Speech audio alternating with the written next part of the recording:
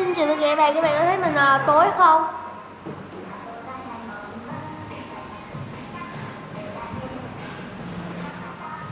Hôm nay mình quay vào buổi trưa, các bạn đợi mình một chút nha.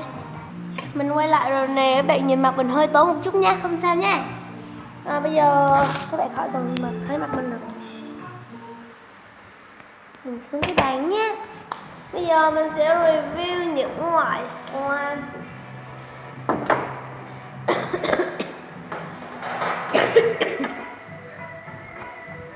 Mình sẽ review 6 loại. 2, 4, 6. Còn 6 loại này đã có kim tuyến mất ở trên rồi, mình không thể review được, xin lỗi bạn. Loại đầu tiên thì mình sẽ đặt tên cho nó là Strawberry Milk, là sữa dâu.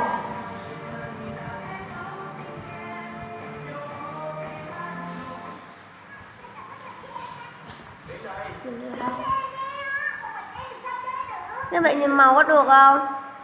Tại trong máy quay nó hơi bị sẫm đi, chứ ở ngoài là màu nó sáng lắm các bạn à.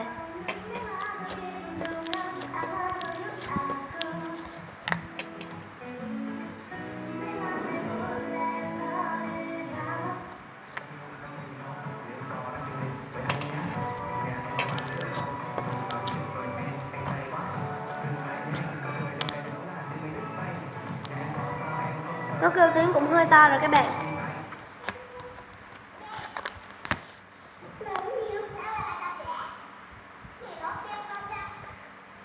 Loại thứ nhất đã qua, bây giờ mình sẽ review tiếp tục là 4 loại nhé, 4 loại thạch.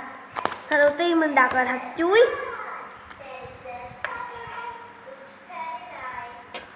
Thạch chuối các bạn, nhìn màu rất là giống chuối luôn. Và ở dưới nó có mấy cái slime.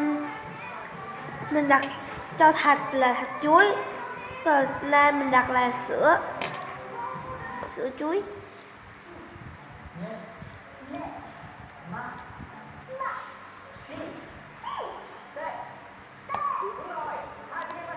Nó có một mùi Playboy của loại slime đó rất là thơm.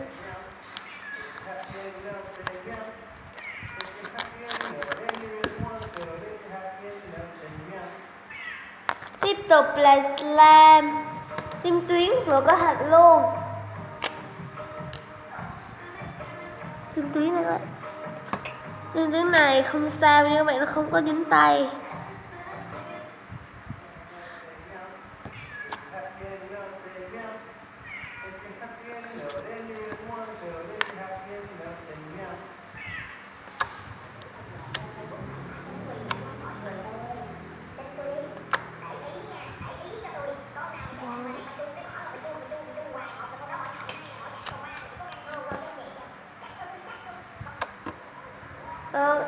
Còn này mình stop tuần thứ nhất nha các bạn, nên nó sẽ không có clown slime. Để mình coi thử nếu mà mình có được tuyết nhân tạo thì mình có thể làm clown slime được.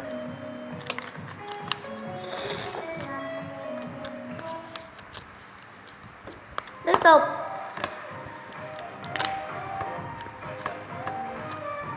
còn một loại thạch nữa, đây là thạch thứ 3. Thạch này có tên là thạch xoài, màu rất là giống xoài luôn nè.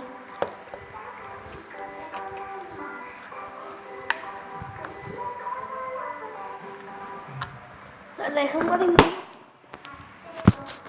Xin lỗi.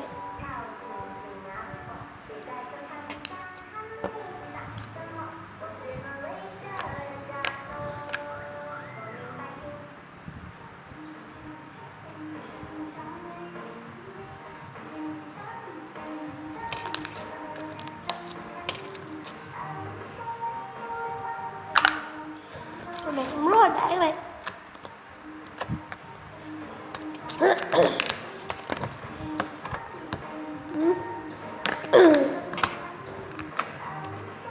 tục thạch này mình không biết là đặt là thạch gì, mình đặt đại là thạch sữa.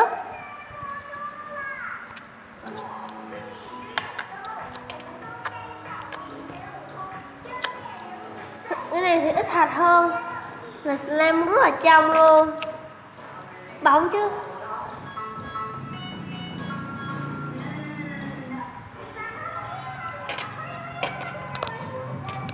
Ít dính luôn nha các bạn, nói chung là không dính luôn á, rất là đã luôn.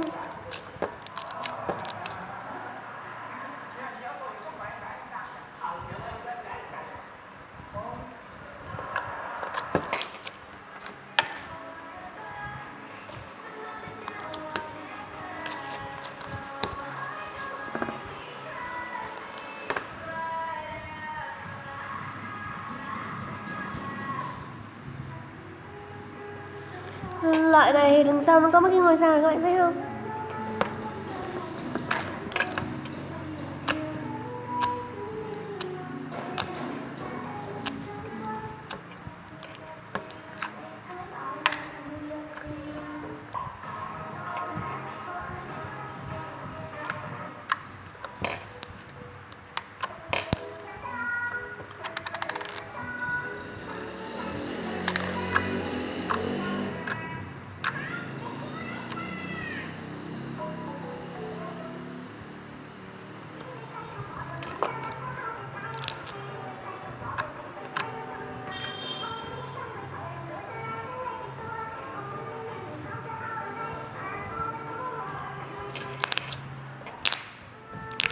Nó có tiếng rất là to luôn các bạn ạ.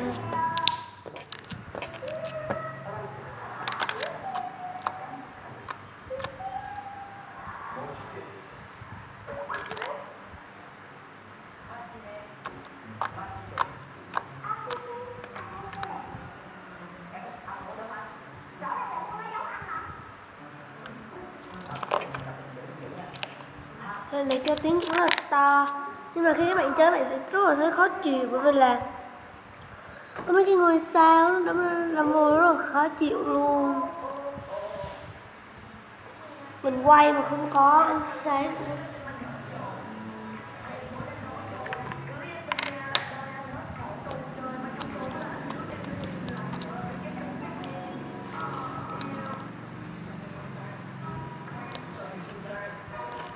Rồi, các bạn đừng mình lấy cái hộp mới của mình nhé. Rồi mình quay lại rồi, màn hình nó hơi bị đen nữa, các bạn nhìn mặt mình đen lắm. Tiếp tục là những loại slime mà mình cực kỳ thích luôn. Sau thì mình đã có hết rồi. Loại đầu tiên thì mình đặt tên cho nó là đào, nước ép đào là cherry. Cảm giác như cục bột mà mình không bỏ một cái phấn hoặc là bột nào vô luôn. Và mình đã đàn hồi nó bằng dung dịch nên bây giờ nó đã khác hơn rồi. Đó, được chưa? Cái này rất là ít, nó sẽ kêu không to được. Tiếp tục là loại có tên là cherry milk. Nhìn ở ngoài thì nó sẽ đỏ hơn một chút, cho máy quay nó hơi nhạt đi.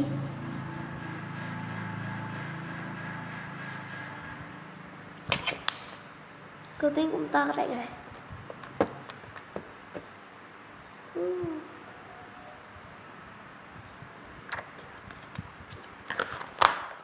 Tiếp tục là mình đặt cho cái loại này là màu, nó có màu tím nè, mình đặt nó là grape milk, là sữa nha.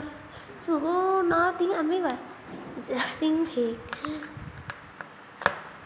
Mình có nói tiếng Anh rồi dịch qua tiếng Việt các bạn, mình hay vậy đó. Và nó có một cái màu tím rất là tươi luôn.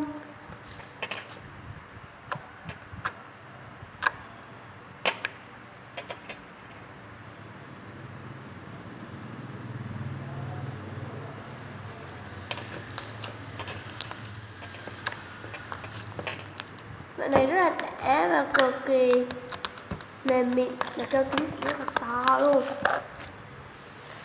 slime cuối cùng mà mình có là sữa bà Hà, nó nổi cục lên nữa.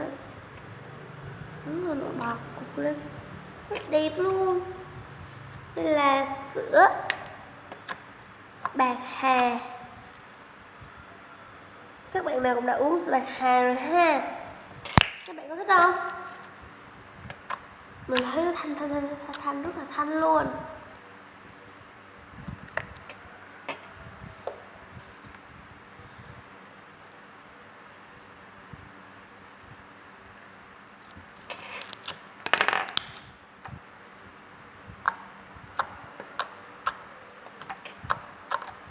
Kêu tiếng cũng rất là to luôn.